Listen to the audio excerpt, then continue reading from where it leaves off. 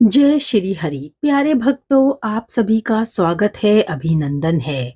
आप सभी को पवित्र कार्तिक माह की हार्दिक शुभकामनाएं। भगवान विष्णु को बेहद ही प्रिय कार्तिक मास महात्म्य कथा का आज हम 21वां और 22वां अध्याय सुनेंगे। कार्तिक मास महात्म्य कथा को नित्य प्रति कार्तिक माह में आप किसी भी समय सुन सकते हैं। इससे अद्भुत फल की प्राप्ति होती है।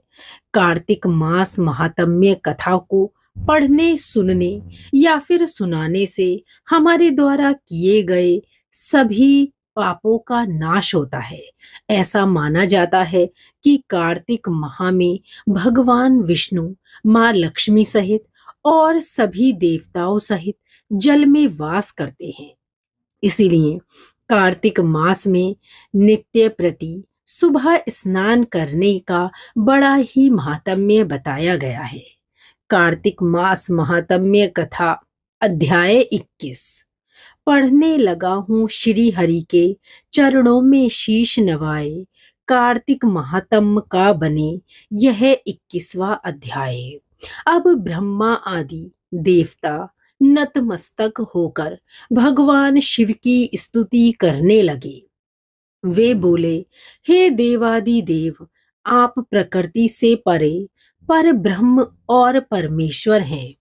आप निर्गुण, निर्विकार व सबके ईश्वर होकर भी नित्य अनेक प्रकार के कर्मों को करते हैं। हे प्रभु, हम ब्रह्मा आदि समस्त देवता आपके दास हैं। हे शंकर जी, हे देवेश, आप प्रसन्न होकर हमारी रक्षा कीजिए। हे शिव जी, हम आपकी प्रजा हैं तथा हम सदैव आपकी शरण में रहते हैं।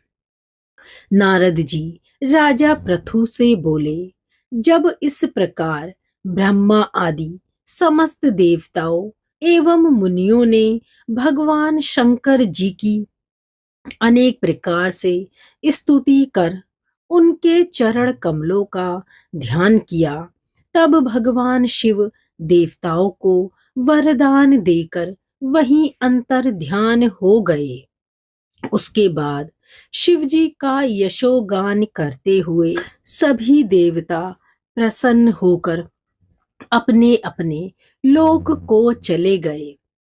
भगवान शंकर के साथ सागर पुत्र जलंधर का युद्ध चरित्र पुण्य प्रदान करने वाला तथा समस्त पापों को नष्ट करने वाला है। यह सभी सुखदायक और शिव को भी आनंददायक है। इन दोनों आख्यानों को पढ़ने व सुनने वाला सुखों को भोग कर अंत में अमर पद को प्राप्त करता है। बोलिए भगवान शंकर की जय। कार्तिक मास महात्म्य कथा का 21वां अध्याय पूर्ण हुआ। जय श्री हरि, जय माँ लक्ष्मी। अब हम इन्हीं अध्यायों को आगे बढ़ाते हुए कार्तिक मास महात्म्य कथा का बेहद ही पुण्यदायी 22वां अध्याय सुनेंगे। 22वें अध्याय की जब सुनाने लगा हूं बात, श्री प्रभु प्रेरणा प्राप्त कर बुद्धि आ गई आप। राजा पृथु ने नारद जी से पूछा, हे देवर्षि, कृपया आप अब मुझे यह बताइए कि वृंदा को मोहित करके भगवान विष्णु जी ने क्या किया और वे कहाँ गए। जब देवता स्तुति कर मौन हो गए, तब शंकर जी ने सब देवताओं से कहा, हे ब्रह्मादिक देवताओं, जलंधर तो मेरा ही अंश था। उसे मैंने तुम्हारे लिए नहीं मारा है। यह मेरी सांसारिक लीला थी। फिर भी आप लोग सत्य कहिए, इससे आप सुखी हुए या नहीं। तब ब्रह्मादिक देवताओं ने के नेत्र हर्ष से खिल गए।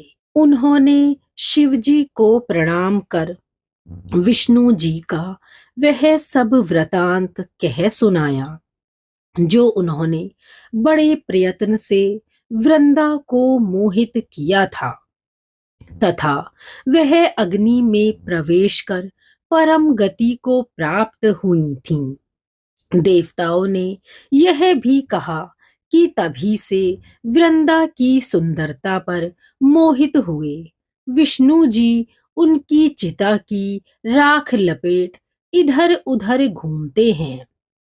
अतः आप उन्हें समझाइए, क्योंकि यह सारा चराचर आपके ही अधीन है।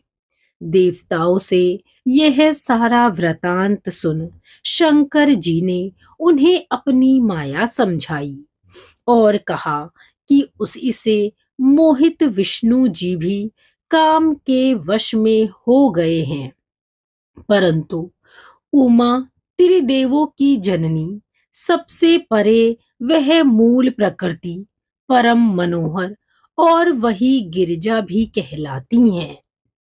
अतएव विष्णु का मोह दूर करने के लिए आप सब उनकी शरण में जाइए। शंकर जी की आज्ञा से सब देवता मूल प्रकृति को प्रसन्न करने चले। उनके स्थान पर पहुंचकर उनकी बड़ी स्तुति की।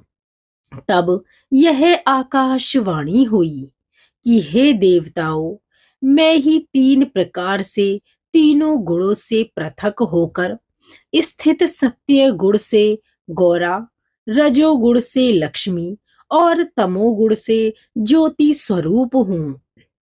अतः अब आप लोग मेरी रक्षा के लिए उन देवियों के पास जाओ, तो वे तुम्हारे मनोरथों को पूरा करेंगी। इस प्रकार यह सब सुनकर देवता भगवती के वाक्यों का आदर करते हुए गौरी, लक्ष्मी और मां सरस्वती को प्रणाम करने लगे। सब देवताओं ने भक्ति पूर्वक उन सब देवियों की प्रार्थना की। उस स्तुति से तीनों देवियां प्रकट हो गईं।